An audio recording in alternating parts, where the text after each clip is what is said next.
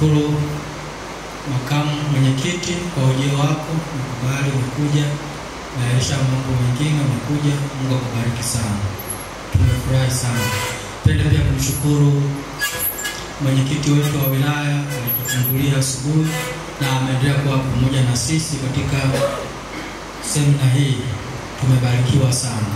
Katibu wa wilaya pia amekuwa pamoja na kamati tendaji yake wamekuwepo katika semina hii na wote. Pia niwashukuru wachungaji wote kwa wilaya ya Mbeya. Kwa kweli nimetia moyo na ninaona kabisa nina watu ambao tutafanya kazi pamoja kwa ajili ya huduma yetu ya udiakonia kama kanisa letu la Muheza jimbo la Kusini Magharibi, kwamba na sisi tutasonga mbele. Bwana Yesu asifiwe. Niwashukuru wanakamati wote wa huduma ya udiakonia. Ninaamini kabisa sasa haya tuliyoyapata yatakwenda kuwa chachu kwa jamii tunayoihudumia. Tuende tukafanye kazi ya Mungu. Mungu atatulipa kwa wakati wake. Tujitoe, tutumikie Mungu kwa njia hiyo pia, na yenyewe ni sehemu ya ibada ambayo tunaifanya. Mungu abariki sana sana.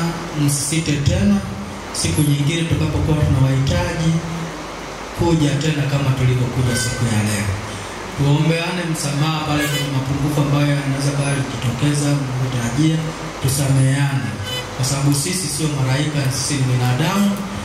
Tunatamani kufanya vizuri, lakini ni Roho wa Bwana tu ndiye anayetuongoza, lakini bado tukwenda kinyume, tusameheane. Bwana Yesu asifiwe.